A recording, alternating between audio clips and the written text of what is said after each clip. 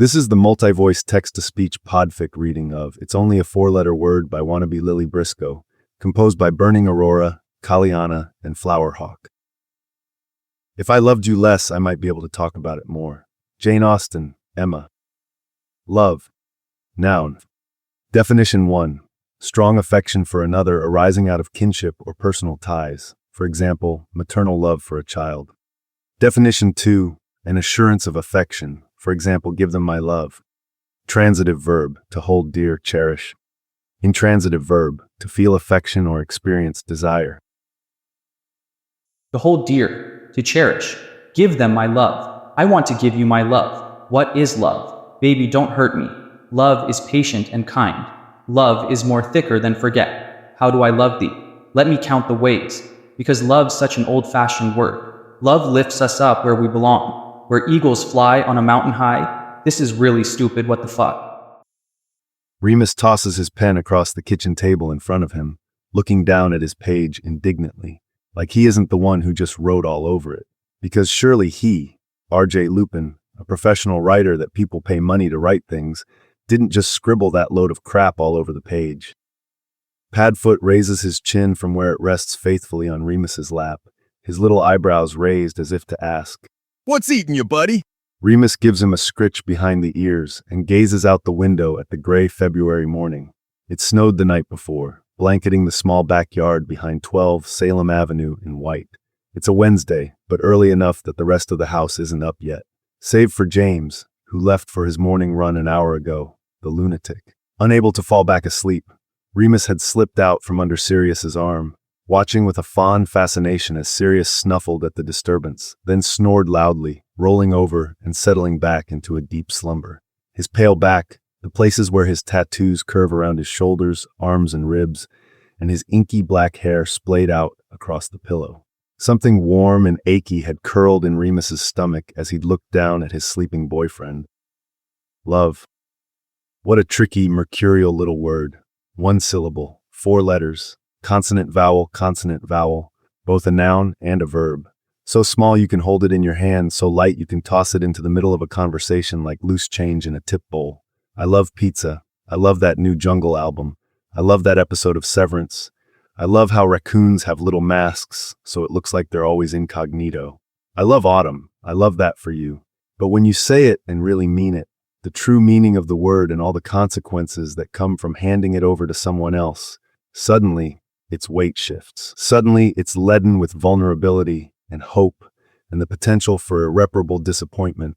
And suddenly you're stumbling to catch it, fumbling to grip it, crashing through the floor, and suddenly the whole building is caving in. How many times has he written about love?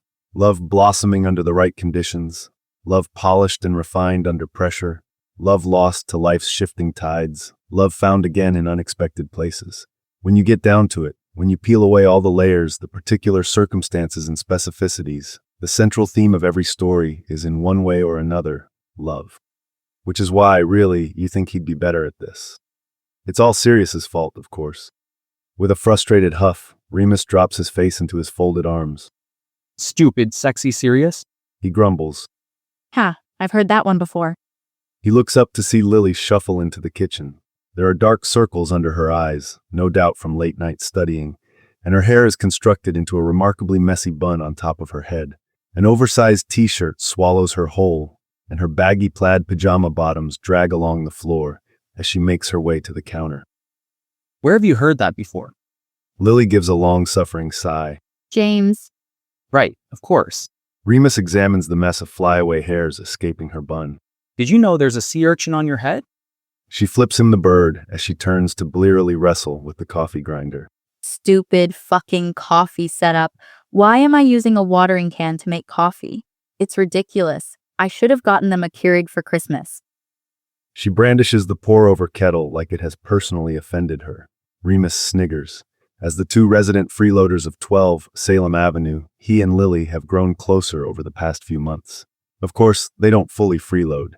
Remus still spends a couple of nights a week at his and Zeno's apartment, and Lily at hers.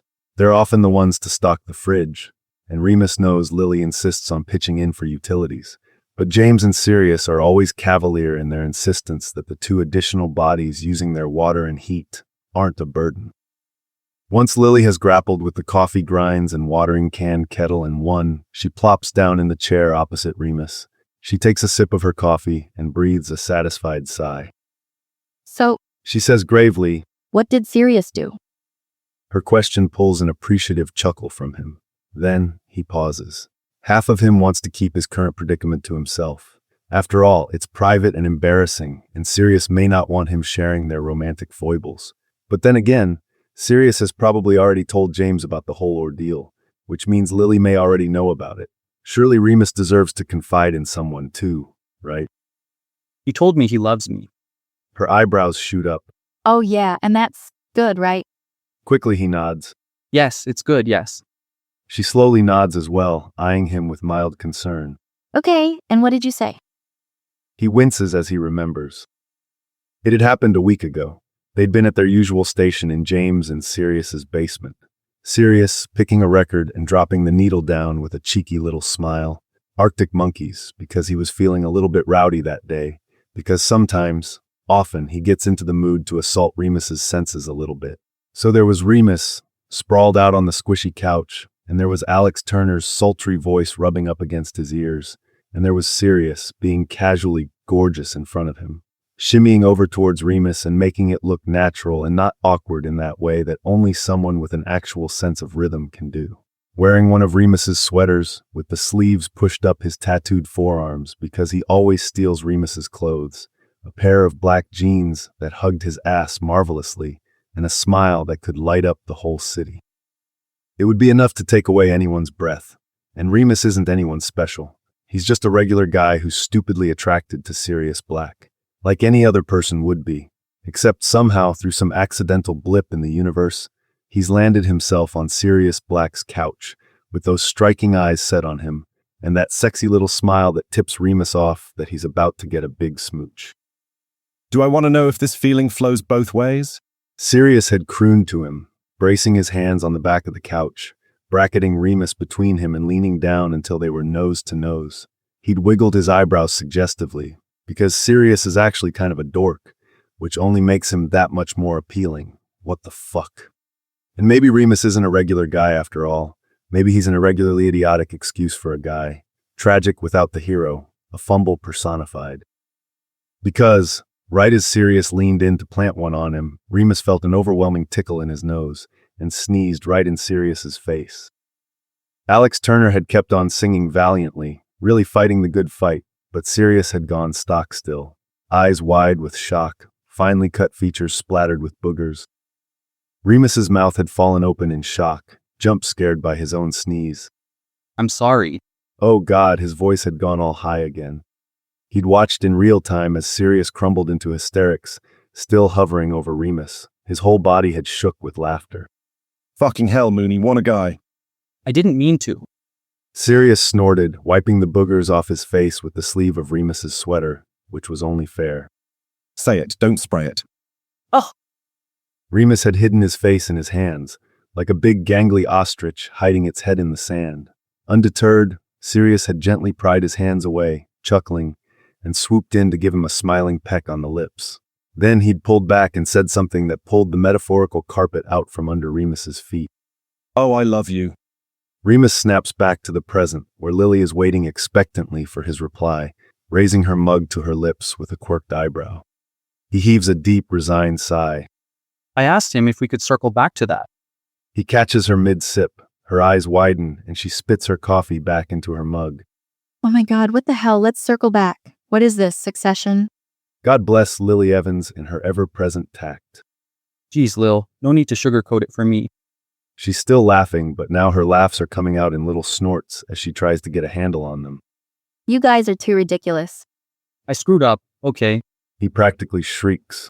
I messed it up big time. She must clue into the genuine distress he's feeling because she finally settles down, her face softening with sympathy. Oh, Moo. He's so used to the stupid nickname by now that he doesn't even flinch. You didn't screw it up. I did. He insists, forcing his voice to lower. He got all quiet after, and then I said I had to go to the bathroom. We haven't talked about it since. Unable to face her uncomfortably sympathetic gaze any longer, Remus drops his face back into his arms. Lily hums and pets his head soothingly. Hey, it's not as bad as you think. Hmm. It's really not, you goofball. Sirius is just an intense guy. He probably said it without thinking it through. She pauses. Are you ready to say it back to him? Is he? The image of Sirius sleeping blooms in his mind's eye, all soft and glowy around the edges. Then more images flit across his mind's eye like the pages of a flipbook turning. Sirius, against a snowy backdrop, the tip of his nose tinged pink, tugging Remus's toque down over his ears with a cheeky smile. Sirius, soft and sleep-rumpled at the kitchen table, doing the New York Times mini crossword while he sips his coffee, Padfoot's chin resting adoringly on his lap. Sirius, gossiping with his parents over video like they've known each other for years. Sirius, standing at his desk with his giant headphones on, craning his neck in to get a closer look at the computer screen, muttering to himself. Sirius, wrestling with Padfoot on the couch, laughing uninhibitedly, his shirt soaked with dog slobber. Sirius, grumpy and restless when he's having trouble fixing a bug. Sirius, boisterous and loud at the bar, slamming the table and making their friends' drinks rattle. Sirius, sprawled out naked and indulgent on the bed, giving Remus that look that makes his legs go all wobbly. Sirius, hovering over him with that worried line between his eyebrows when he has one of his migraines, smoothing his hand over Remus's hair. Sirius, catching his eye across the room and giving him that mischievous little smile like they're sharing a secret. Sirius, sitting across from him at the Three Broomsticks on Christmas morning, his forearms resting on the table as he tells Remus about his family. That tug Remus had felt in his chest, the way the air between them had pulled taut. It had been too early to put a name to the feeling. It's still too early. Only a month and a half has gone by since then. You don't just tell someone you love them after a month and a half of dating. And yet, withdrawing his face from his arms, he meets Lily's patient gaze. Yes, I think so. The corners of her mouth quirk with amusement. So say it to him. You make that sound so easy. Why wouldn't it be easy? Was it easy to tell James you love him for the first time? That makes her pause. A faraway look crosses over her face like she's having a flashback of her own. It felt kind of weird at first. She says, nodding to herself. But the more I said it, the easier it got. I guess because it just kind of became more true the longer we were together. That's how it goes, right? Remus supposes so. Probably. His last relationship hadn't gone that way. It had started off strong, but then along the way lost momentum, slowly dwindling until it was only muscle memory rather than there being any real love behind it. But he supposes that relationships that last must go the other way. If not gaining momentum, then at least hitting a steady stride. After all, his parents have been together for decades and are still in love. They sit in contemplative silence for a moment.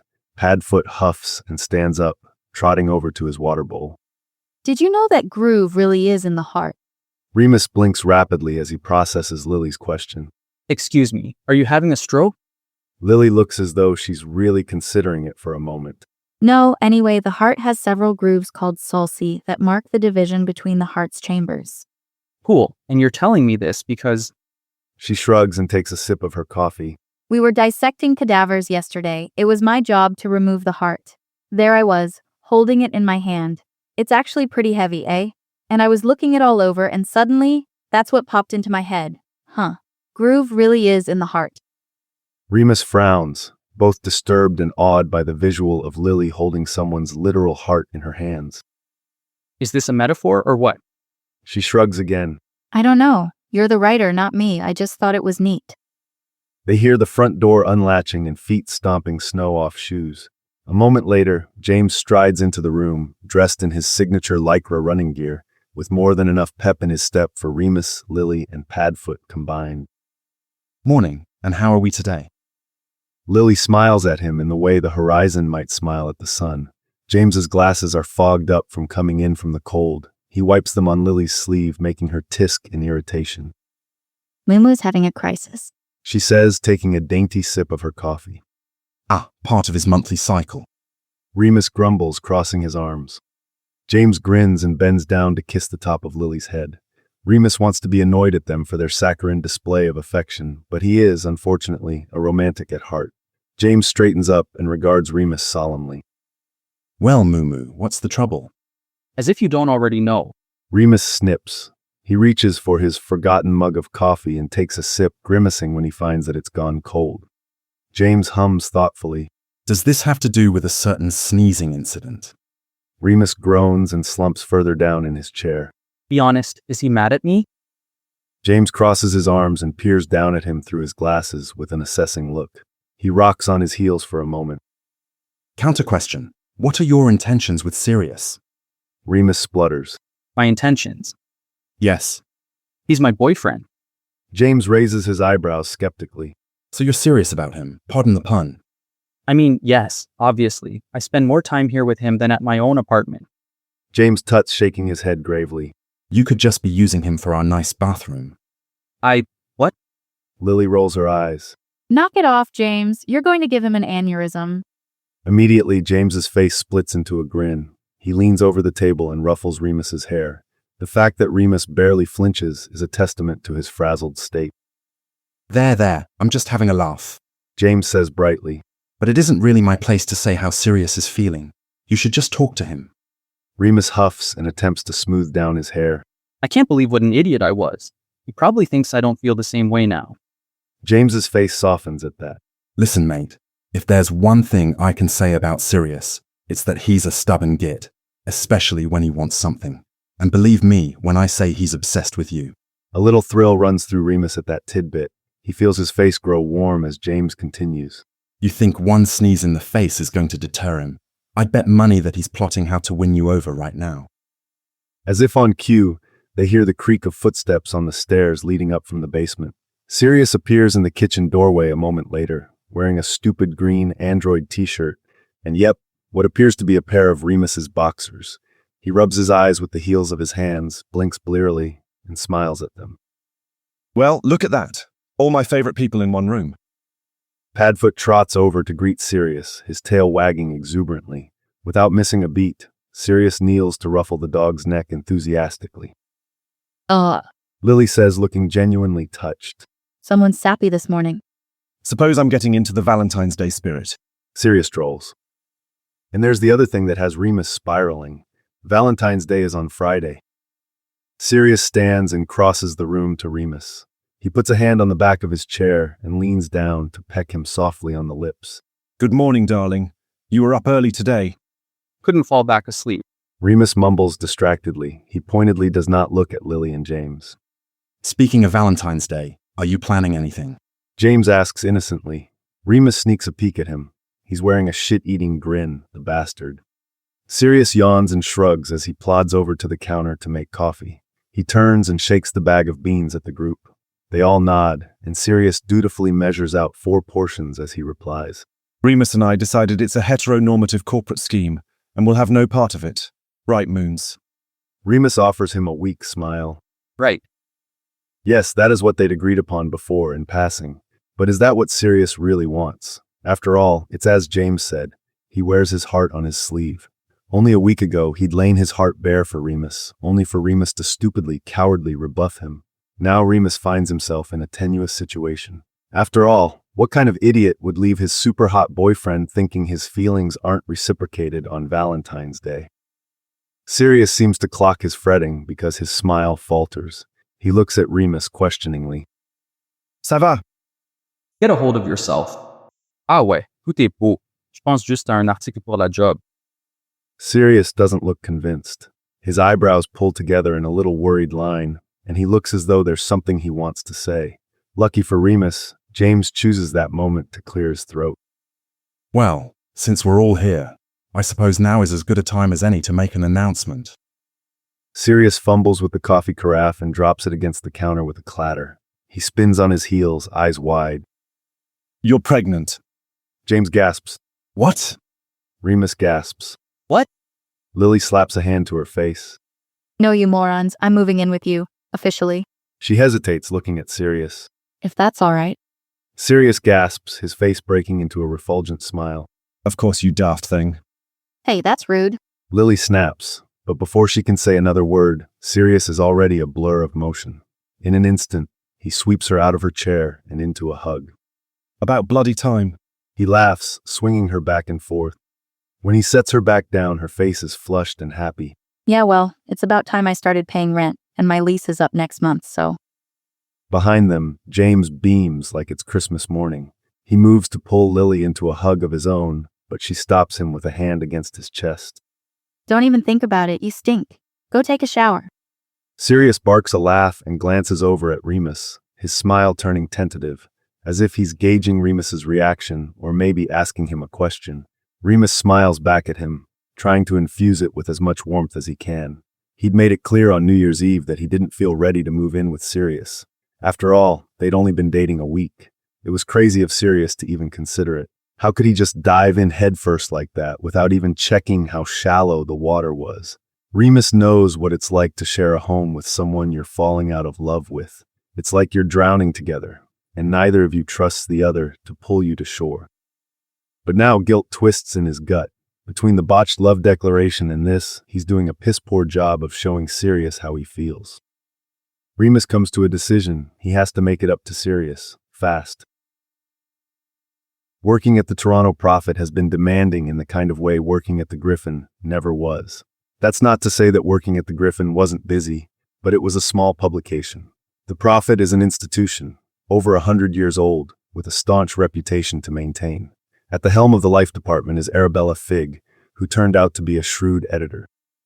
The first few drafts Remus submitted to her, she tore to shreds, all red underlines and probing marginalia. It had left him wondering if maybe he'd made a big mistake thinking he could join their ranks. He'd limped home with his battered ego to curl up pathetically in Sirius's lap. Of course, Sirius reminded him that Arabella Figg reached out to him personally to poach him right out from under the Pawpat team's noses, the sneaky thing. So she clearly saw something in him. Something that Sirius had seen first, by the way. So she wasn't all that clever, harumph. Remus had grumbled but begrudgingly accepted that he had a point. After a month and a half, he is finally starting to find his stride. Around 6 in the evening on Thursday, he hops off the bus and trudges down the gritty, ice-covered sidewalk to 12 Salem Avenue. February in Toronto is a bitter and fickle lover, with harsh winds that bite your cheeks on one day and bright snow-melting sun on the next. He's just turned a piece in for print tomorrow, a profile of an elderly couple who have been together for over 50 years. The woman is in the early stages of dementia, and her husband takes care of her. A piece for Valentine's Day, of course. In his head, he worriedly tugs at the threads of the story he's woven. He hopes he's done their story justice, without it being too saccharine or too tragic. There's a balance to be struck, he thinks, between sweetness and melancholy. So many years together, full of joy and sadness, pain and tenderness, 2 full lives intertwined. He'd have liked to spend longer with it, but time had run out. He continues his contemplation as he climbs the crooked steps to the front door, stopping to stomp the snow off his boots before turning the latch. The door opens to the familiar chatter of the Pawpath team, no doubt winding down for the day. He shuts the door behind him and sets his backpack on the ground, then pulls his toque off and shakes his hair out. Padfoot is the first to come and greet him with such enthusiasm that you'd think Remus was returning from the wars. The two of them pad down the hall and round the corner to the living room cum office space, where the gang huddles around their desks. Remus takes in the tableau of people he now feels comfortable calling his friends. Marlene, Cass, and Mary, chatting animatedly. Pete, listening and interjecting with a dry comment every so often. Pandora, seemingly engrossed in her phone, but with a little quirk to her mouth indicating that she's listening to the conversation around her. They look up when they see Remus enter. Automatically, like muscle memory, he seeks out Sirius in the room. His boyfriend stands with his arms resting on his desk, listening with an amused smirk as James rants animatedly, gesticulating with his hands like he's some ancient Roman senator. Sirius's midnight hair is askew, and his headphones hang around his neck like he hastily yanked them off. The way his gray-blue eyes light up when he sees Remus always makes him feel a bit mushy, but Remus plays it cool since their friends are all there. Hello. He crosses the room to plant a chaste kiss on Sirius's cheek. Sirius counters with a disarming smile and a kiss on the lips that makes Remus go all hot in the face. Hello, you. It's taken them some practice to figure out how to act around their friends now that they're a couple. As an irredeemably awkward person, Remus has never liked PDA, both in his own relationship and in others. When he sees other couples being sappy, he averts his eyes. And after he and Sirius had been caught making out in the kitchen by Marlene, Cass, and Pete, he'd made a concerted effort to keep the touching and general mushiness to a minimum around the others. Sirius seems to understand this about Remus and respects it for the most part, but that doesn't stop him from nudging at the boundaries. Really, Remus wonders if Sirius even realizes he's doing it half the time. When he throws his arm around Remus's shoulders when they're out, or when he flops down to rest his head in his lap when they're on the couch while they're all hanging out, or when he plants a big, wet smooch on Remus's face when he gets home. Scratch that, when he arrives at Sirius's home after work, regardless of who they're with. He seems to buzz with the need to touch Remus in one way or another when they're together, like he needs constant physical reassurance. Remus wonders if maybe it's because his parents didn't touch him enough as a kid, but the thought is so sad that he tries not to dwell on it. Besides, he's in no place to psychoanalyze anybody. After all, Remus grew up with loving and attentive parents. So what's his excuse for being so frigid?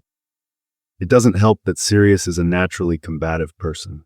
If someone else in the room dares to comment on it, Sirius doubles down on it, like he can't help himself. Remus would never want Sirius to think that he's ashamed of their relationship. So, Remus lets it slide. Even if knowing other people are watching them makes him want to clutch his collar and shout, "Look away, perverts. Show some decency." Which really isn't fair when Sirius is the one who starts it. Moo. Marlene calls from her desk. She grins at him, white teeth contrasting starkly with her dark purple lipstick. Kingsley sits on her lap, staring at Remus in his bug-eyed, judgy pug way. We were just talking about our plans for tomorrow. Remus raises his eyebrows at Sirius. Plans.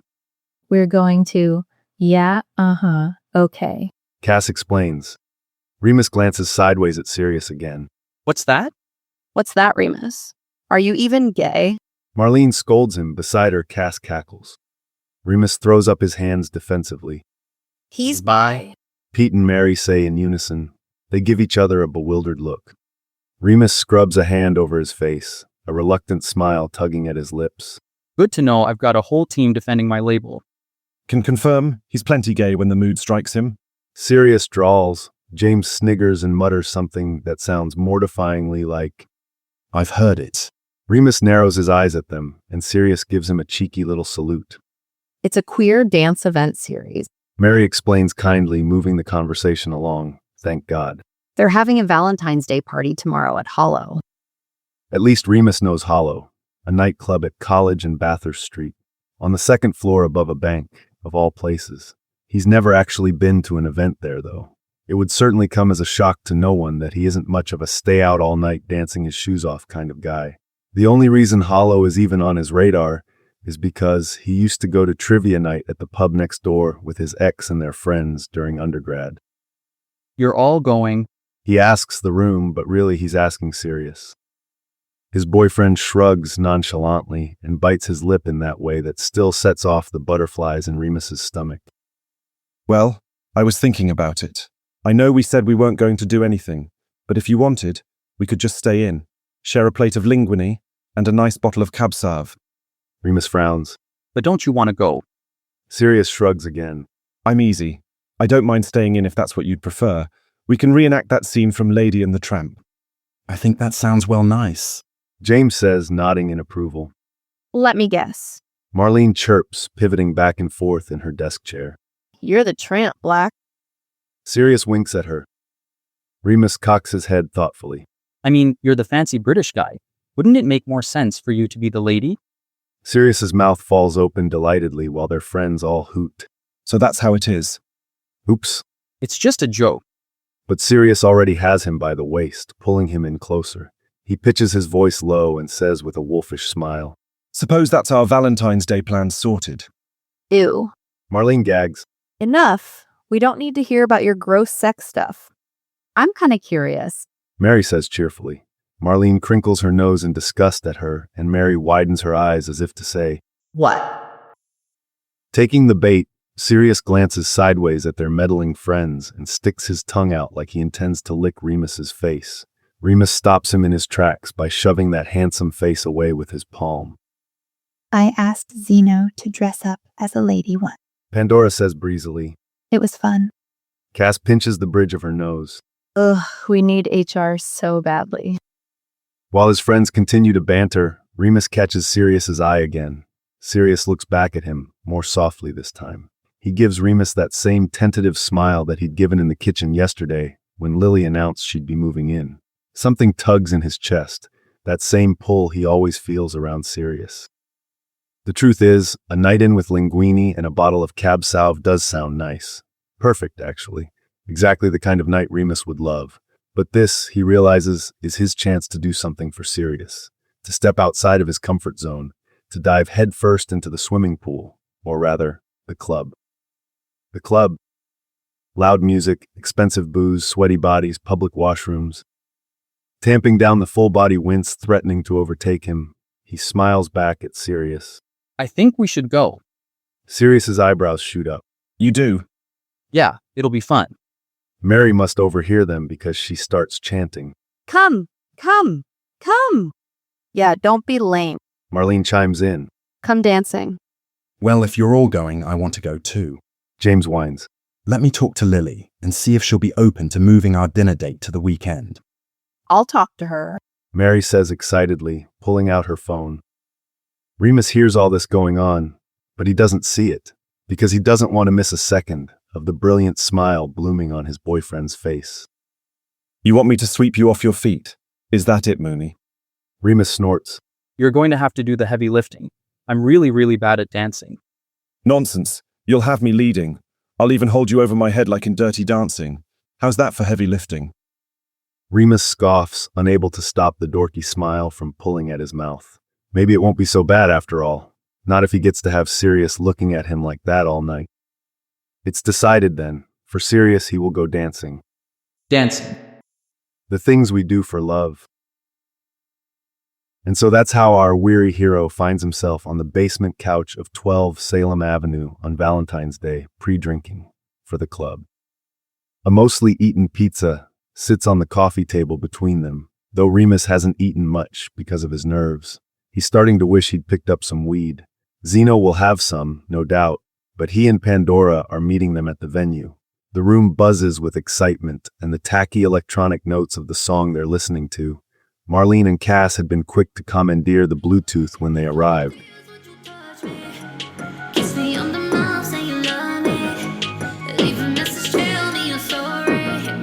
Cass came carrying what looked like a toolbox, but turned out to be some kind of multi-compartmented makeup kit. She has it cracked open in front her, sitting cross-legged on the floor beside Marlene, dusting icy blue shadow and sparkles over her girlfriend's eyelids. As she works, she holds Marlene's chin gently between her fingers, tilting her face to get a better angle with the brush. Kingsley titters between them, like he's starting to sense that his moms are gearing up to abandon him. Padfoot, for his part, is chilled out as ever on the couch beside Remus. The dog's head rests heavily in Remus's lap, looking up at him with doting eyes. Sirius struts out of his room and strikes a pose. Well, what do we think? Remus takes in Sirius's getup, a black, sleeveless mesh shirt that is going to be completely impractical in the frigid February night air, but that shows off his tattoos and the slim cut of his torso, tantalizingly. Several silver chains draped around his neck and over his chest, and the same tight leather pants he'd worn on New Year's Eve. You look like you're auditioning to join Main Skin. Pete deadpans. Cass makes a sound somewhere between a laugh and a shriek. Perfect. Sirius beams, running a hand through his hair like he's posing for a photo. The ceiling light catches off the diamond studs in his ears. Remus wants to bite them. Sirius looks at Remus and winks. Fucking hell. Remus looks down at his own clothes, a pair of threadbare blue jeans and a black Talking Heads t-shirt that he found in a thrift store. He hadn't had the foggiest idea what you're supposed to wear to a club, short of what Dua Lipa et al. Wore in the Dance the Night music video. And that was for the Barbie movie, for crying out loud. So this is where he landed. He regards James and Pete's outfits self-consciously. Pete has opted for a light blue button-down and jeans. Seems reasonable. And James looks relatively practical in a tight white t-shirt that shows off his bulging biceps and slim-fit Adidas joggers. And that's not to say anything of the girls. Cass is decked out in baggy cargo pants and some kind of glittery gold crop top that makes Remus's eyes hurt if he looks at it for too long. You sexy beast. Mary shouts at Sirius. Remus, you better bring a hockey stick to fight people off. God damn it. I had to match you, darling. Sirius coos back. He flops down beside her and let her pour some of her drink into his open mouth. Indeed, Mary's shirt has a meshy bit at the top that shows off her chest in a very flattering way.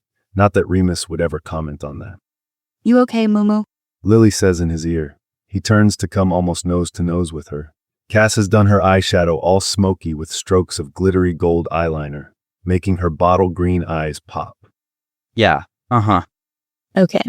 Cass crows, making Marlene snort and cough mid-sip. Cass rubs her back and continues. You look like a total babe, Mare Bear. Yeah, you're smoking. Marlene chimes in. You're pulling a lady for sure tonight. Mary purses her lips to the side. I'm not looking for that. I think I'm going off women for a while. What? Cass exclaims at the same time Marlene says. Who? Look, it's tough out there, okay? Mary shakes her head. The last girl I went on a date with reverse caroled me. Reverse caroled. Lily pipes up, asking what they're all thinking. Yes, I left my gloves on the table at the restaurant, and she took them when I wasn't looking. And mailed them back to you. Cass asks. No, she just robbed me. They all, ooh. Sirius offers her his vape and she accepts it with a grateful smile. Mango. She says through an exhale. So you're going back to guys then? Lily asks. Mary shrugs. Maybe, but I'm not looking for anything tonight. I'm just going to dance and have a good time. Petey and me can have a Valentine's Day. Hey, Pete says indignantly. who says I'm not going to meet someone? Mary exhales her puff of vapor, smiling apologetically as she passes the vape back to Sirius. He accepts the proffered vape with a chuckle. Stranger things have happened. Pete flinches. What's that supposed to mean? Just don't think it's your general scene. Sirius drawls. Pete tenses, moves his chin back and forth, a small irritated movement, like he's grinding his teeth. Well, Pete says, his voice wavering defensively. it's not exactly Remus's scene either, but I don't see anyone giving him shit. Remus grimaces, not thrilled to be pulled into the middle of this. Immediately, Sirius' eyes widen in a way Remus is pretty sure he's seen predators do on National Geographic. What do you mean? He's smiling, but there's an edge to his voice. He's queer, and it's a queer event. The rest of the group falls silent, holding their breaths. Pete glances sideways at Remus, guilt registering on his features. I didn't mean anything like that. Just that Remus isn't really a clubbing kind of guy. He glances nervously at Remus again. Right. He's not wrong. Remus says quickly, eager to smooth things over. I'm going to need at least 3 more drinks before I'm ready to brave the dance floor. James laughs loudly, unfurling some of the tension. Don't worry, fellas. He says with a wide, almost exaggerated grin. Lil and I can show you some of the moves we've been learning in our salsa class. He does a little hip and shoulder wiggle that makes Lily groan with embarrassment, and the other girls burst into giggles. We're not supposed to talk about that. Now that the conversation has moved on, the tension between Sirius and Pete fizzles. Sirius chuckles dismissively and turns to Kaz. Can you do me next? Obviously. She says, scooching over and dragging her makeup kit with her. What are you thinking? Surprise me. Cass pokes her tongue between her teeth as she considers the palette of eyeshadows in front of her. Sirius leans forward, fluttering his eyes closed, and Cass sets to work smudging some black on his eyelids with one of her tiny brushes.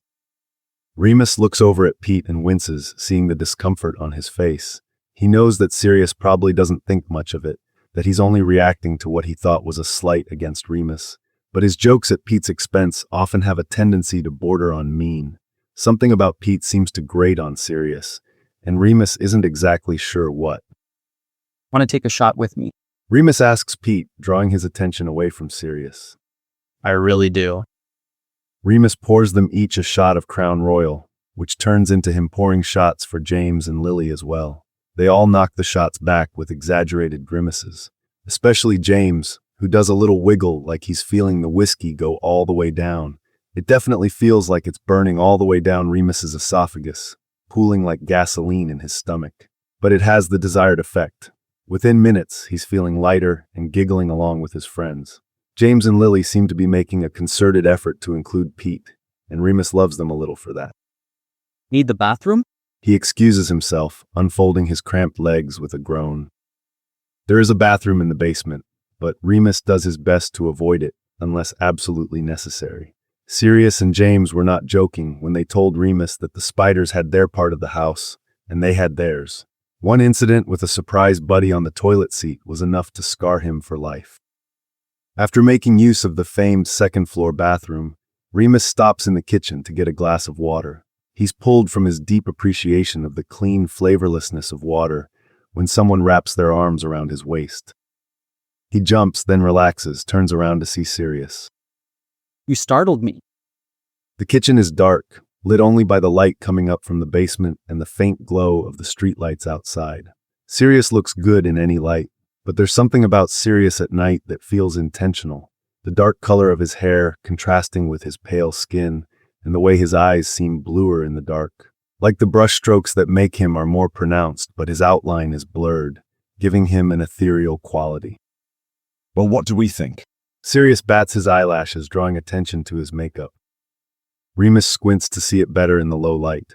Cass has taken a theatrical approach, painting his eyelids a deep charcoal with highlights of red. Based on how long and clumped his eyelashes look, she must have put some mascara on too. Remus doesn't know shit about makeup, but he knows that Sirius looks good in it. Sirius's hands are still on his waist, and Remus brings his hands up to cup Sirius's elbows. You look good. Sirius smiles, white teeth gleaming. Yeah. Remus tilts his head a little, his eyes flitting over each of Sirius's features. The almost delicate point of his nose, the beauty mark on his jaw, the curve of his upper lip. What was that about with Pete? Sirius's hands flex on his waist. What do you mean? You kind of egged him on. By now, Remus knows that the way Sirius's eyebrows draw together and the stubborn jut of lower lip mean his defenses are going up, but it still sends a pang of guilt through him. Well, shit. Sirius says sardonically. I didn't much like what he was implying about you. What did you think he was implying? That you don't belong with us. Remus frowns. I don't think that's what he was implying at all. He can tell by the way Sirius's shoulders stiffen that he's getting ready to dig his heels in. So just a bit rich coming from him. He's the straight guy tagging along to a queer event. Remus nods slowly. Okay, but James and Lily are coming too. Psh, James is less straight than he lets on. Besides, James and Lily are family. Remus nods again, straining to understand. It feels like they're circling around something here, but he can't quite pinpoint what. But Pete's part of the Paw Path family, isn't he? That seems to slip under Sirius's guard. He looks away from Remus, pulling his lower lip between his teeth. Remus tries again. Has Pete ever said anything to you to make you think he was? I don't know, judging any of us, or hanging around us for the novelty or something? Remus watches Sirius's face closely, the way his eyebrow twitches and his nostrils flare. Sometimes I wonder, he says mullishly. Remus isn't sure how true that is, but he decides not to push it. Instead, he steps in closer to Sirius, bringing his hands up to cup the back of his neck. I'm kind of getting the feeling something else is really bothering you. He says softly, tentatively. He brushes his thumbs over the sensitive spot behind Sirius's ears, the way he knows he likes it, watches Sirius's expressive face, his hesitation, then his decision to barrel forward. Do you even want to be here? I can't help but feel like I'm dragging you along. And there it is. Guilt sinks like a heavy stone in his stomach. He should have known this had to do with his fuck-up. Desperation creeps in. Tonight is supposed to be about him making it up to Sirius, and already, he's off to a bad start. I do want to be here. Remus says, but Sirius doesn't look convinced. I do. He kisses Sirius on the lips, soft and earnest, hoping to convince him. Sirius kisses him back, but when they pull apart, he still looks unhappy. Come on, Black. He taunts lightly, running his hands down Sirius's arms and clasping his hands. He moves them back and forth in a little dance. Aren't you going to show me your moves? The corner of Sirius's mouth twitches, and he allows his arms to be maneuvered awkwardly. But he still seems so uncertain, and it's breaking Remus's heart a little. Hey. Remus brings a hand up to Sirius's face, stroking his cheekbone gently with the pad of his thumb. Sirius's eyes flit up to meet his before looking away again. Remus presses on because he needs Sirius to understand. T'es vraiment bien beau. Sirius narrows his eyes at Remus, poking his tongue into his cheek. Now who's got moves? Remus raises his eyebrows. Is it working? Sirius exhales loudly through his nose. Damn you. Then he grabs Remus by the collar of his shirt and steals the chuckle right off his lips with a kiss. And maybe Remus hasn't said that weighty four-letter word yet, but he's getting closer. He just needs to find the right moment to say it, This is salvageable. Remus thinks. You can get him to understand. There are really only two options on a night in the dead of winter: to hide in your home, settling into your creaky bones, or to brave the cold and hope your bones don't snap. If you're young enough, pliant enough, warmed from the inside by your own hot blood, you can do it.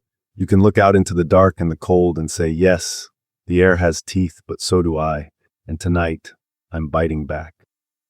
Tonight, Remus wants to bite back. Despite his brittle nerves, despite his skittering thoughts, he's walking down the crunchy, salted sidewalk towards Hollow, surrounded by friends, warmed from the inside by whiskey, and the simple but momentous fact that he is hand in hand with Sirius Black. His boyfriend is freezing his ass off, of course, but trying to act all tough. He's got a black acid-wash denim jacket thrown over his knot shirt, buttoned all the way up, but of course that's not going to cut it. At least he'd accepted Remus's scarf with only minor coaxing. His cheeks and nose are red, and the cold wind has caused tears to well up on his eyelids. Remus thinks of Lily holding a human heart in her hands, red like the apple in Snow White, and he thinks about biting into it, of tasting the tart with the sweet. Glancing up to make sure none of their friends are looking, he reaches with his free hand to tilt Sirius's chin toward him and kiss him, never one to pass up an opportunity when it bites him on the mouth. Sirius responds eagerly with a happy little hum that vibrates against their lips. The words are right there on the tip of Remus's tongue, so close to spilling out. College in Bathurst is more downtown than Remus typically strays these days. Still, he appreciates the wave of nostalgia that washes over him when they arrive in front of Hollow. There was a time, only a few years ago, before the world locked down and his relationship with Emmeline crumbled under the weight of it all, that this intersection had felt familiar, comforting. He remembers it vividly. The smell of the pub when they'd first stepped through the door, the way the familiar bustle and sounds of glasses clinking seemed to hug them from all sides. He hasn't been back since things opened up again, and he moved out from his and Emmeline's shared apartment. If he stepped through that door, would it smell the same? Would the same people be working there? Would his feet against the sticky floor feel the same, or would he fall out of step? Sirius tugs on his hand, leading him after their friends to the building next door to the pub. It might be familiar, but it wouldn't be the same. He knows that.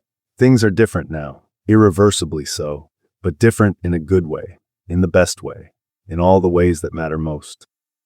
Pandora and Zeno are waiting for them by the door leading up to the second floor of the building. They're huddled together, the streetlight catching in their blonde hair, making beacons of them both. A plume of smoke curls up from the joint they're sharing between them. Comrade, Zeno greets in that chilled-out way of his. long-suffering great Odysseus, home at last. Remus decides it's best to blow right on by that. Hi, Zeno. Yeah, it's been a while, hasn't it? I stopped by our place yesterday and that pair of boxers is still on your bed. I think it's starting to grow its own culture. Zeno nods sagely as he takes a puff of his joint before holding it out to Remus. Better leave it then. Wouldn't want to stand in the way of progress. Right.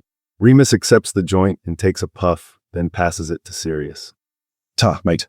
Sirius says through chattering teeth, holding up the joint appreciatively. How goes the band? Zeno shakes his head regretfully. We're disbanded, man. Couldn't agree on the vision. Hey, would you want to link up sometime? Sirius's face lights up in a shit-eating grin. Oh, well. Can we please go in? Lily begs. My tits are gonna fall off. Can't have that happening. James says quickly, wrapping an arm around Lily and ushering her to the door. He grasps the joint from Sirius's outstretched hand and sneaks a quick pull. Come on, gentlefolk, let's get a move on. Now it's Remus's turn to tug Sirius, pulling him towards the warmth of the staircase. As they climb, the cloying smell of must, sweat, and sticky sweet drinks hits them. The muffled thud of a bass line dulls the sounds of their steps, the music getting louder as they approach the landing.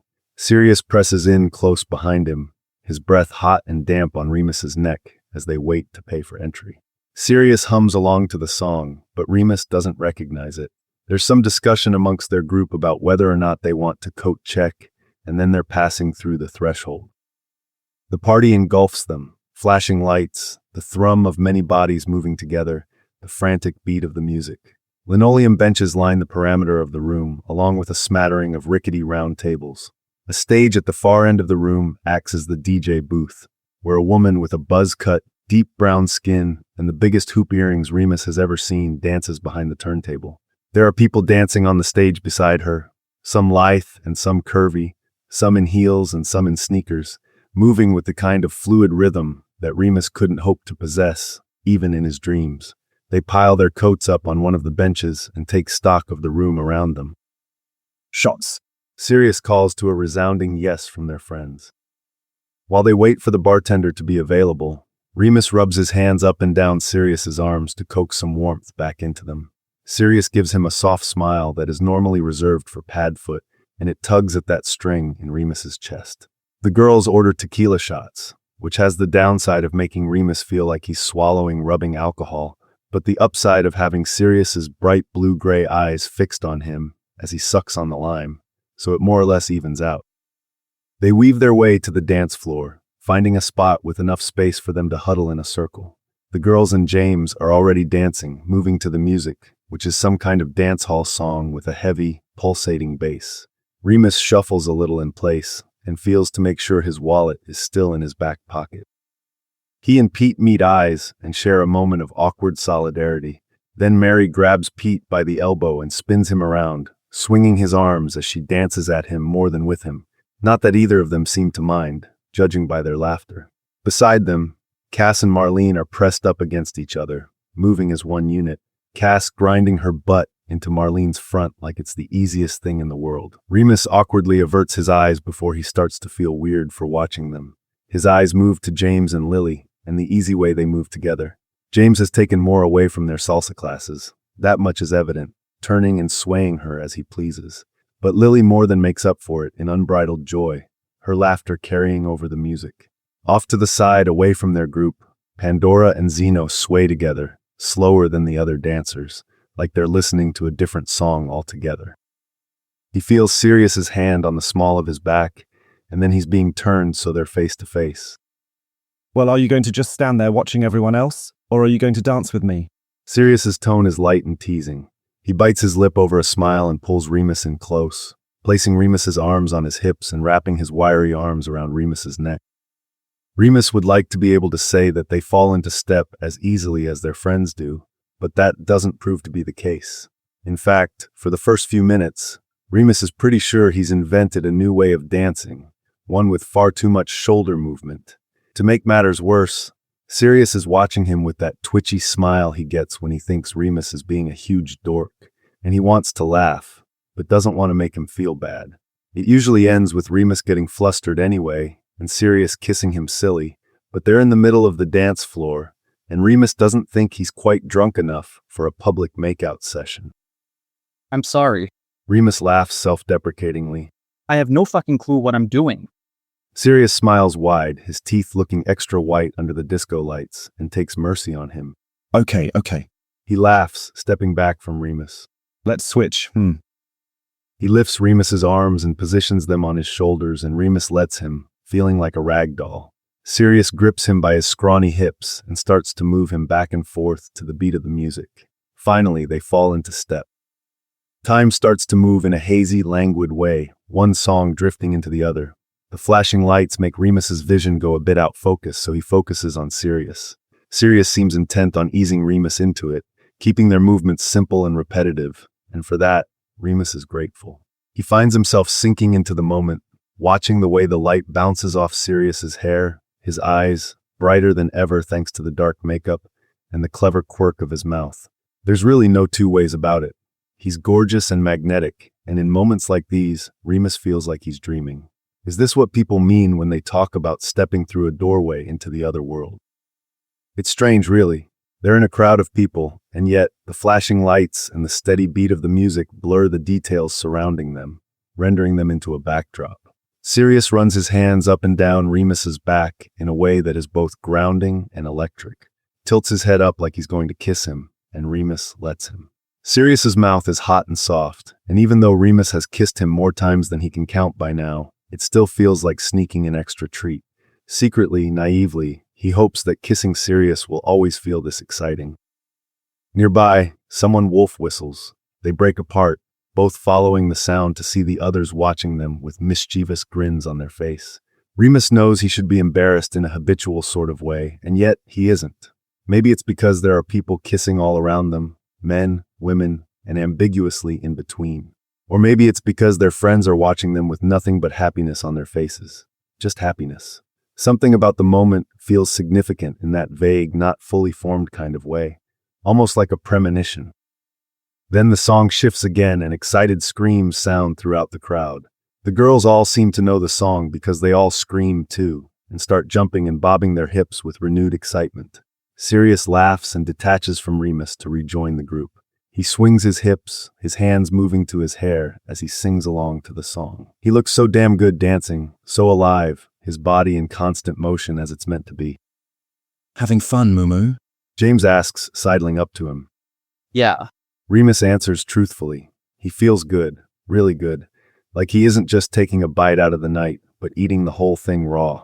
Want another round? You bet. James claps him on the back. Lead the way, champ. While they wait for the bartender to free up, they lean against the bar. Away from the crush of the dance floor, Remus is able to register that he is maybe a little more buzzed than he realized.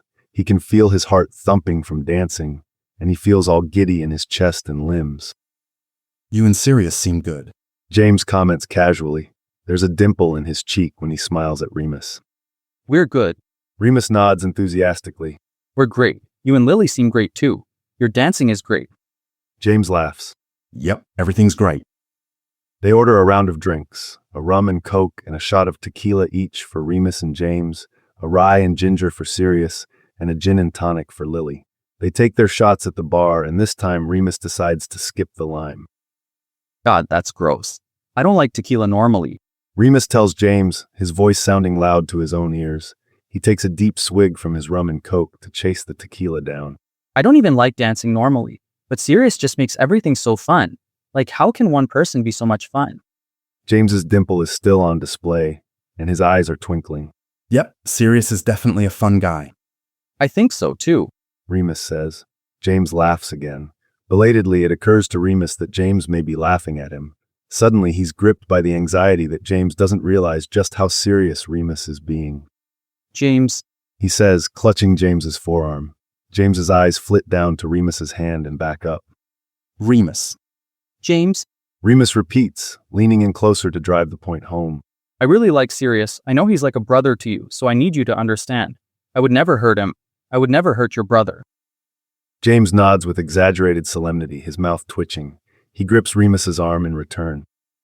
I know, man. I know you wouldn't. Remus nods emphatically, reaching for his drink with his free hand so he can take another swig. He means so much to me. Remus tells him earnestly he needs James to understand. I've been thinking about it a lot, and you know what? That's the problem. I think way too much. It's like the New York fucking stock exchange in my brain just tick, tick, tick, tick, tick, up and down and up and down. It's fucking exhausting. But when I stop thinking about it so much and I just let myself feel it, just let myself be, it's so clear. Like it's just there. He's the love of my life. The dimple has disappeared from James's cheek, and now he's looking at Remus like he's really listening. But then my stupid brain starts ticking again. Remus groans. He takes another drink from his glass, emptying it before continuing. Because if you think about it, it's crazy, right? It's not rational. Like, we've only been dating for like 2 months. Isn't it a bit insane to be thinking he's the love of my life? James shakes his head. It's not insane, mate. I knew Lily was the love of my life within the first week of meeting her. When you know, you know. He says it so simply, like there really isn't more to it. The sky is blue, water is wet when you know you know. Could something so enormous really be so simple? Saying I love you to Emmeline had been simple enough. She'd written it in a Christmas card for him 5 months into dating. 3 words in a familiar sequence, written in her curly handwriting, I love you. He'd read it and smiled, feeling deeply touched by it. I love you. He'd said it back to her, and they'd kissed, and had sex and said it again while they cuddled at the end. I love you. He'd meant it when he said it. Looking back on it, really remembering how he'd felt at the time, he supposes it was true. Emmeline had been comfortable until she wasn't. She'd felt like home until she didn't. And that period after, when they were still sharing a home but no longer together, had painted over everything he'd felt before that in shades of dull gray. But even so, even knowing that there was a time when he'd really, truly felt love for Emmeline, even then it had never felt like how he feels with Sirius. With Sirius, it's different. I think you're right. Remus tells James with a sense of finality. You're really great. You know that. You and Lily both. It's great having you as my friends. James squeezes Remus's arm, his dimples back. Same to you, Mumu. I'm so happy Sirius stalked your work and then insisted we hire you. Remus throws his head back and laughs louder than he would under normal circumstances. Leaning back in toward James, he starts. You look like you're about to kiss. Both their heads turn in unison to find Lily and Mary standing there, wearing matching amused expressions. No. Remus exclaims, letting go of James with such force that it almost upsets James's glass. I would never do that to Sirius. Lily snorts loudly and Mary giggles into her hand. Adorable. Love that energy. Mary says, waving her hand in front of Remus. You should bring that on over back to Sirius, because some guy's chatting him up right now. What? Without wasting another moment, Remus grabs Sirius's drink and charges back through the crowd. When he returns to the spot where the group had been before, he finds the situation somewhat developed. Zeno and Pandora seem to have disappeared, likely outside smoking another joint, or else doing something Remus doesn't care to think about. He does find Pete, who presently has a short girl with long braids grinding up on him, while he looks equal parts stunned and elated. Nearby, Cass and Marlene are macking on each other with such zeal that Remus is momentarily distracted before he shakes his head and refocuses on the task at hand. He scans the crowd for a familiar head of black hair, but when he zeroes in on Sirius, it's not his hair that he clocks first, but the silvery metallic torso beside him. What the fuck? Remus weaves through the crowd, muttering "excuse me" and "sorry" without breaking eye contact with the back of Sirius's head. He taps Sirius on the shoulder, and his boyfriend turns around, his eyes lighting when they recognize him. Mooney, there you are, darling. He turns back to the metallic guy beside him. This is Remus, What's going on here? Remus demands, feeling vaguely like he's in a country western all of a sudden. Sirius blinks in surprise. This is Benji. He explains with a charming smile. He's trying to convince me to come up on stage and dance with him. What do you think? Should I go for it? Sirius is grinning at him, but Remus's attention slides to Benji.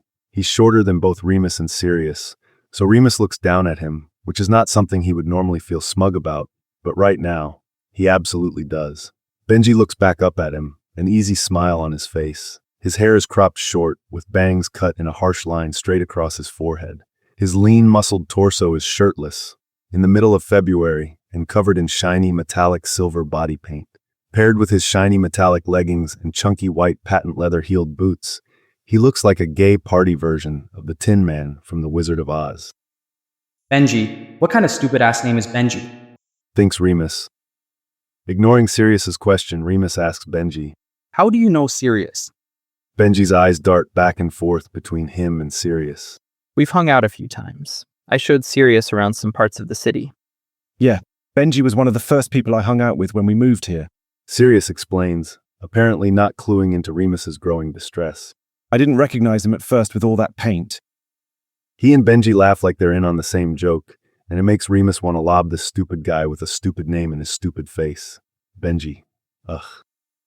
Because look, Remus may be a nervous wreck, and he may be moderately to fairly drunk, but he's not stupid. He can put two and two together and guess what hanging out and showing Sirius around means. Drawing up to his full height, Remus hands Sirius the rye and ginger without looking at him and steps into Benji's space. That's great, Benji, but Sirius is hanging out with me now, so how about you get to step in? And okay, Remus isn't quite sure where that turn of phrase came from, or why it chose now to emerge from the depths of his psyche and escape through his mouth. Maybe he saw it on TV. In any case, it works to get Benji's attention. His head rears back, blinking rapidly for a moment. Okay, bitch. I get the message. Benji pivots and walks past Sirius, taking the glass from his hand on the way. Thanks for the drink. He gives Remus a disdainful once-over before strutting off in his stupid boots. Remus watches him go, his face burning. When he looks back at Sirius, he finds his boyfriend staring at him, mouth agape, a mix of shock and enthralled. Did I really just hear you say get to steppin'? Remus exhales harshly, leaning in close to Sirius. Shut up. You know, he's a pretty nice guy. Feeling possessed, overcome, Remus holds Sirius by the back of the neck and kisses him.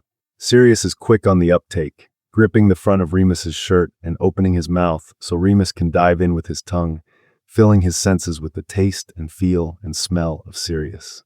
Remus runs his free hand down Sirius's back, feeling the drag of the mesh material and the warm, firm curve of his back, before reaching down and grabbing a proprietary handful of his ass. Sirius makes a surprised sound and pulls back from the kiss. Easy, cowboy. Who are you and what have you done with Mooney? I want you. Remus pants, taking the opportunity to bury his nose in Sirius's neck, to kiss his way up the tendon there. Everyone wants you, but I want you the most. Sirius chuckles and smooths his hands up Remus's chest and over his shoulders, rubbing them in gentle, soothing strokes. That's very flattering, darling, but I think maybe it's time I take you home. No. Remus shakes his head, diving back in to kiss Sirius on the mouth again. Sirius lets him for a moment before pulling back again. Remus chases his lips with an embarrassing little whine, pawing at Sirius's sides. Want you now? Let's go to the bathroom. Sirius's eyebrows shoot up to the ceiling. As fun as that sounds, the bathroom is slammed. How about we say goodbye to our friends and call an Uber? Okay, fine. That probably makes sense. He allows Sirius to wrap an arm around his waist and lead him back through the crowd. Cass and Marlene break apart when they see them pass by. Are you getting another drink? Marlene calls over the noise of the crowd. Heading out? Sirius calls back. Aw. Cass says, sounding disappointed. Text us when you get home. Same to you, babes. Sirius blows them both a kiss, and Remus waves weakly as he's ushered on. Sirius does a double take when he spots Pete making out with the short girl dancing up on him. Get on, Pete, I stand corrected. Sirius calls as they pass. Pete gives him a thumbs up without breaking his mouth-to-mouth contact.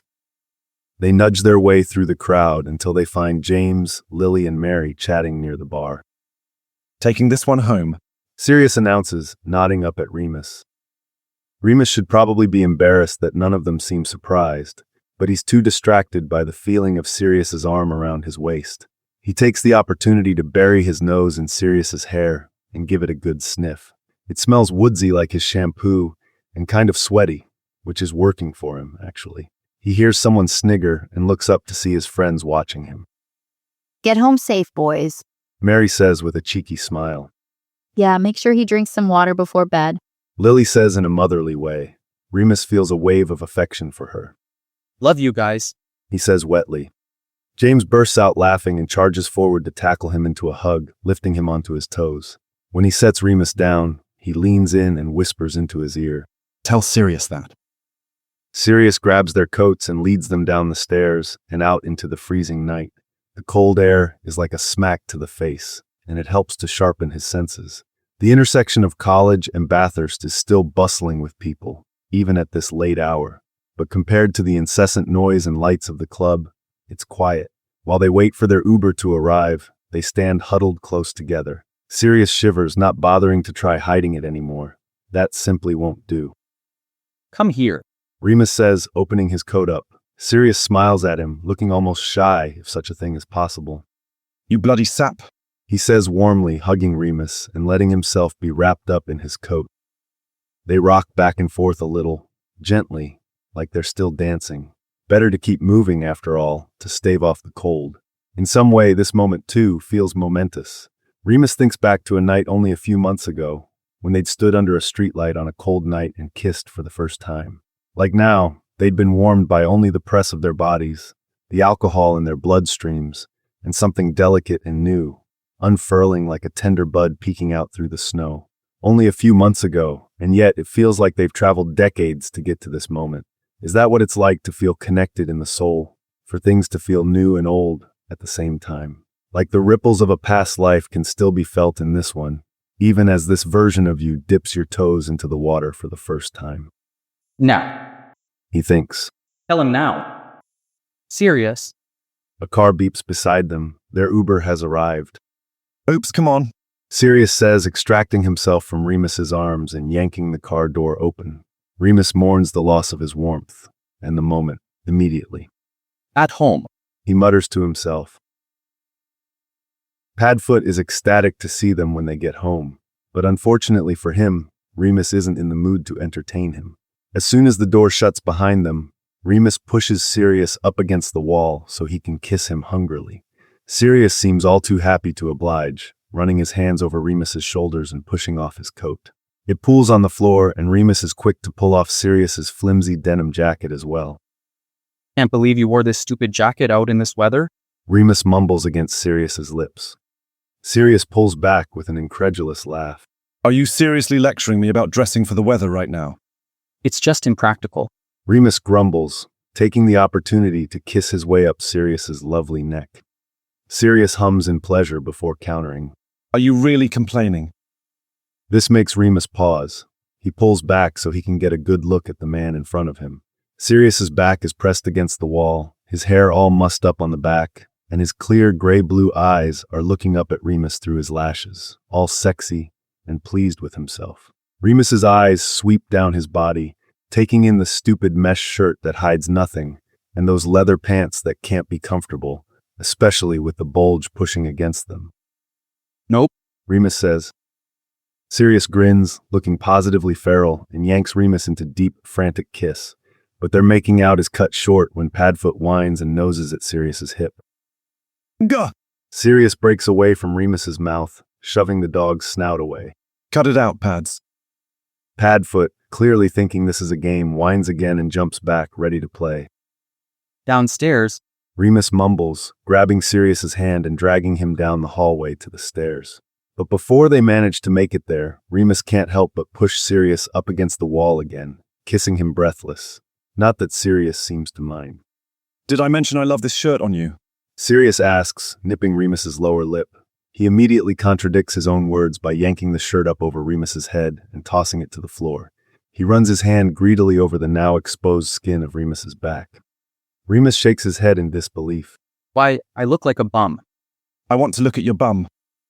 Remus stops in the middle of attempting to untuck Sirius's shirt from his pants to laugh, resting his forehead against Sirius's shoulder. You're so corny. He feels Sirius's cheeks pulling into a smile, then his clever fingers running through the short hair at the base of Remus's skull.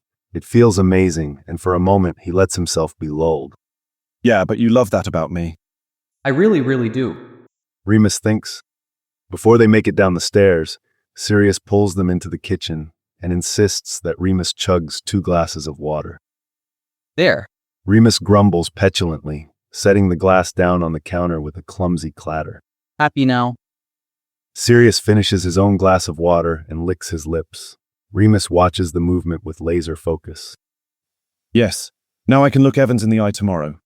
Great. Can I please have sex with you now? Sirius's eyes twinkle with delight. If you must. They stumble through Sirius's bedroom door and tumble gracelessly onto the bed, groaning as their elbows knock into each other, giggling like a couple of hyper kids. Sirius rolls on top of him, and Remus uses his vantage point to finally yank the mesh shirt over his head, throwing it aimlessly over the bed. He quickly sets to work on the pants, fumbling with the button while Sirius laughs at his impatience. Here, let me. Sirius bats Remus's hands away, only to fumble with the button himself. Damn it, these are a nightmare to get on and off. It's like my balls are being compressed. Sirius gets to his feet so he can do an awkward shimmy out of the offending pants. While he waits, Remus settles back against the pillows, feeling dizzy. But then Sirius is back on top of him in nothing but a pair of black boxer briefs and his silver necklaces, and Remus's mind goes all fuzzy, his senses narrowed down to the heat of Sirius's mouth and the comforting weight of his body. Suddenly, the bed dips beside them and a wet nose shoves its way between their faces. Fucking damn it, Padfoot. Sirius barks, pushing the dog's face away again. Remus snorts. Sirius rolls off Remus with a frustrated grunt. I'm going to give him some food to distract him. Sirius hurries out of the room and Padfoot happily trots after him. As he leaves, Sirius calls over his shoulder. Don't move. As if Remus could, if he tried. The bedroom is warm and quiet, save for the comforting sound of Sirius's footsteps and Padfoot's toenails clicking on the floor upstairs. Remus sinks deeper into the pillows and allows his heavy eyelids to close.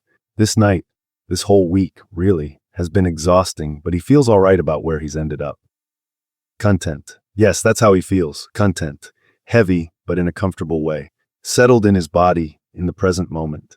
He's in his favorite person's bed, surrounded by his smell and his things, and when he comes back, Remus is going to tell him he loves him. Yes, he breathes slowly in and out as soon as he comes back. The sound of a sneeze yanks Remus from his sleep. Whoops, sorry. Remus looks up to see Sirius looking down at him, wiping his nose with the back of his hand. His boyfriend is shirtless, propped up against a pillow, the blanket pooling at his waist. A small spiral notebook rests on his knees, and he holds a pen poised like he's been writing. The makeup seems to be mostly washed off from Sirius's eyes, with only a faint smudge of black lingering below his bottom lids. Sirius closes the pen in the book and sets it down on the bed beside him. Hiya, drunkie. How are you feeling? Remus groans. It feels like his mouth is full of sand and there's a dull ache in his temple. He's still in his jeans, and they feel all hot and sticky. What time is it? 10:30. A second later, a glass of water appears before him. Remus accepts the glass gratefully and pushes up onto his elbow to gulp it down. It lands a bit unsteadily in his stomach. Thanks. He says, handing it back to Sirius. Sirius sets the cup on the bedside table and leans back over Remus to stroke his hair. His fingers are gentle and cool, and Remus closes his eyes to appreciate the feeling. I haven't seen you that smashed since our cold tea date. Remus winces. Memories of the night before flicker across his mind's eye. The shots burning down his throat, their friends dancing in a circle, Sirius's hands on his hips, guiding his movements, spilling his guts to James at the bar, Cass and Marlene kissing on the dance floor, the lurch in his gut when he saw Sirius talking to Benji, kissing in the hallway and on the bed before. Oh my god, I can't believe I fell asleep. Above him, Sirius sniggers. Remus cracks an eye open to peek up at him petulantly. Well, you'd had a big night. Sirius says, his mouth twitching with mirth. Remus groans again and hides his face in his pillow. I'm so embarrassing. Sirius tuts and gives him a little scritch at the base of his scalp. Like Remus is a dog and not a fully grown adult man. He supposes he deserves it. You weren't, Sirius says, although you were rather unfriendly to poor Benji. Benji. Ugh! I can't believe you banged the Tin Man. It takes a moment for understanding to register on Sirius's face. When it does, he barks a laugh. In my defense, he wasn't silver at the time. Even though he's the one who brought it up, Remus feels sickening jealousy churn in his stomach.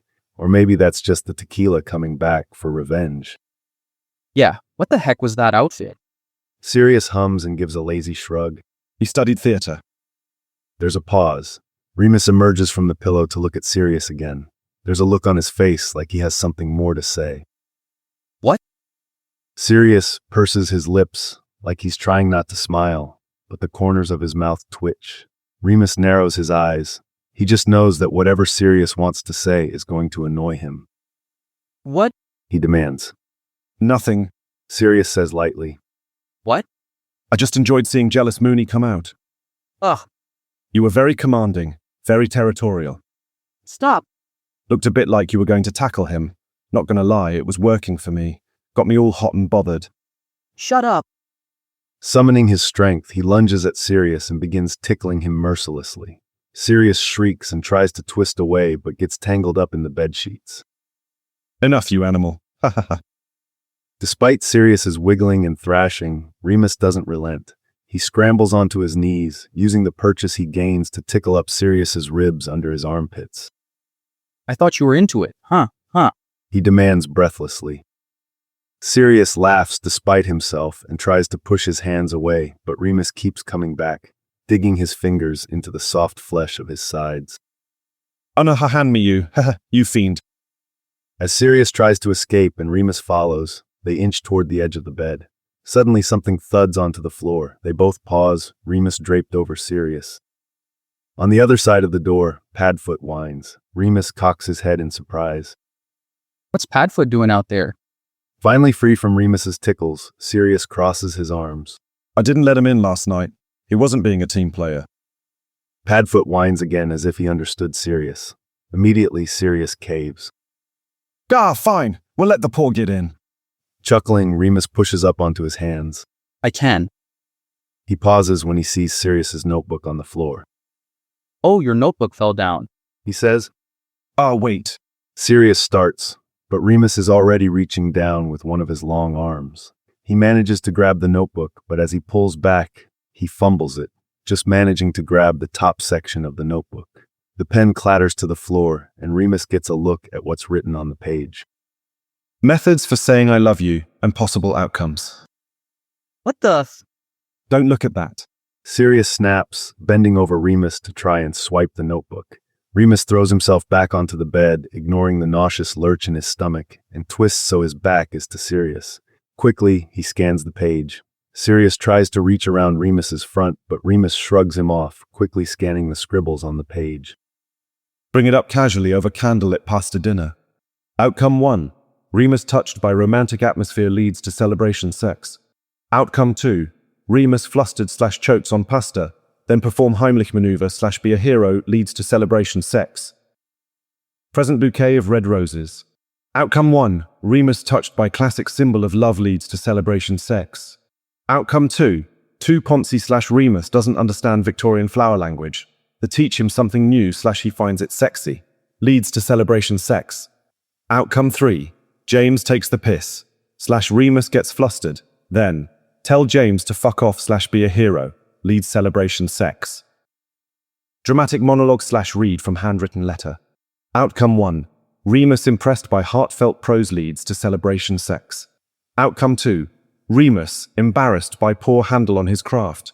Then redirect to discussion of his mastery of written word/Remus impressed by astute analysis of his writing leads. Celebration sex. It goes on. This is a flowchart. Several expressions of varying hilarity pass over Sirius's face, but he doesn't say anything. Remus can't accept that. You made a flowchart of ways to tell me you love me. Well, yes. Oh my god. Listen. Sirius says defensively. His cheeks have turned a lovely shade of pink. It's deeply satisfying to Remus after all the times he's been flustered around Sirius. Last week, when I said it, when you sneezed in my face, I didn't really think it through. I just felt it, so I said it. You know me, I'm shit at the whole think first, act later thing, which you're a master at.